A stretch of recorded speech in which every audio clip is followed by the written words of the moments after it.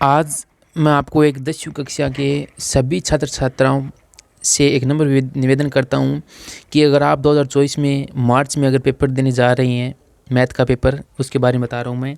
बाकी सभी विषयों में अगर आप समझें तो वो भी अच्छी बात है। इस वीडियो को पूरा ज़रूर देखें, ये मेरा निवेदन है आपसे। तो देखो, आज मैं आपको एक बात बताता हूँ बहुत बड़ी, कि अभी जो कंपटीशन में चाहे सिर्फ 1 महीने का मान कर चलिए।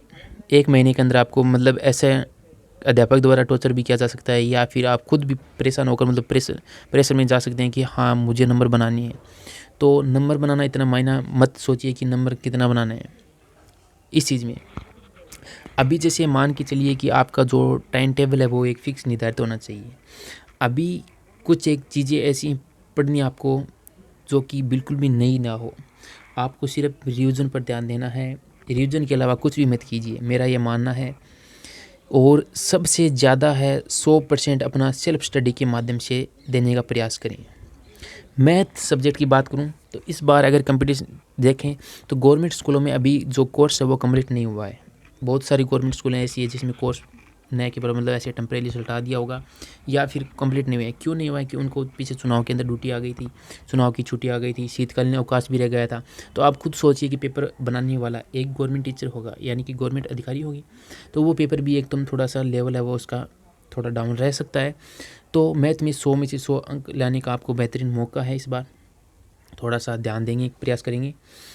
फिर बात करें अगर साथ साथ में कि देखो, कि कंपटीशन में हर कोई बंदा है, सभी के सभी जाना चाहते हैं, लेकिन कुछ एक चीज़ें ऐसी हैं जो मतलब गहन अध्ययन से पढ़ा जा सकता है।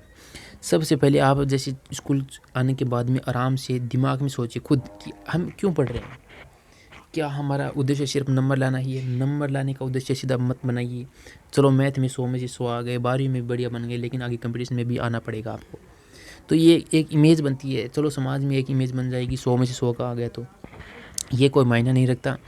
आपको खुद अगर जैसे मान के चलिए अधिकतर बच्चे हैं, एक बच्चा है वो 5 घंटे पढ़ता है और वही एक बच्चा उसे 1 घंटे के अंदर कवर कर लेता है। मैथ में ऐसी बहुत सारी चीज़ें हैं। मैथ में अधिकतर आपने सुना होगा कि मैथ सवाल निकालने से ज़्यादा समझ में आती है। तो निकालने से मेरा मानना है कि समझ में नहीं आते हैं, क्योंकि जितना सवाल को गहन अध्ययन अंदर से जितना समझेगा, अपने दिमाग में खुद एक इमेज बनाकर जितना समझेगा, उसके लिए उतना ही फ़ायदा होगा। तो मेरा आपका समझने का थोड़ा समझ गए होंगे कि कोई भी सवाल निकालें, कोई भी प्रश्नावली पढ़ें, तो उसके लिए आपको एक इमेज बनानी होगी दिमाग के अंदर। सबसे पहले इमेज, और ख़ुद एक सेल्फ स्टडी कोई भी चीज़ ले लो। मैं आज मानता हूँ कि अगर आपने किसी भी विषय को 1-1 घंटा दिया तो आप आराम से 90+ स्कोर जा सकते हैं। आज के टाइम बता रहा हूँ, आपने अगर 0 से स्टार्ट करते हैं तो वो तो बात संभव नहीं है, लेकिन आपने पढ़ा है, सारा पाठ आपको याद नहीं होंगे, पढ़ा है एक बार, याद नहीं है, तो भी आप मतलब धीरे धीरे कंपटीशन में जा सकते हैं। क्योंकि ये चीज़ एक ऐसी है, ये टाइम एक ऐसा होता है जिसमें अगर कोई लड़का या लड़की खुद कंपटीशन में जाना चाहते हैं कि हाँ यार 90 वाले के पास में हम भी जाना चाहते हैं, तो ये इसका एक ही रास्ता है, सिर्फ सेल्फ स्टडी करो, जितना ज़्यादा खुद हो, दिमाग को मतलब घुमाओ मत। अब अधिकतर बच्चे क्या करते हैं कि मैं वो इसे पढ़ लूँ, मैं वो इसे पढ़ लूँ, मैं वो इसे पढ़ लूँ, तो इसका प्रेशर मत बनाइए। आप 1 घंटा सोच रहे हैं कि अब मुझे मैथ पढ़नी है, विज्ञान पढ़नी है, तो मान लीजिए मैथ पर तो मैं बता रहा हूँ कि विज्ञान पर पढ़नी है, तो अभी 1 घंटा जब भी आप पढ़ना स्टार्ट करें तो सिर्फ अपने दिमाग में विज्ञान देखिए, आगे वाले विषय ना देखिए, बाकी 5 विषय एक बार साइड में छोड़ दीजिए कि हाँ वो बाद में पढ़ लेंगे। तो सारा ध्यान एक विषय पर होना चाहिए। बात करें मैथ की, तो मैथ का सवाल आज के टाइम में अभी मतलब एक बार प्रश्नावली निकाल ली, सारी प्रश्नावली पीछे भी निकाल ली होगी आपने, अब वो टाइम नहीं रहा है कि एक एक सवाल समझा जाए। आप बस उन सवालों को स्ट्रक्चर मतलब आगे क्या होगा वो चीज़ ज़्यादा सोचिए कि आगे हम क्या करेंगे। और मेन बात है मोटा मोटी की क्षेत्रफल वाली वो भी है, गणगणा वाली वो भी, मतलब आप अगर बढ़िया तरीके से समझें तो आधे घंटा के अंदर दोनों प्रश्नावली निकाल सकते हैं, वरना 1 घंटे के अंदर भी नहीं निकलेगी। कैलकुलेशन की थोड़ी स्पीड बढ़ानी होगी, कैलकुलेशन भी खुद थोड़ी सी स्पीड बढ़ाओ, बन जाएगी।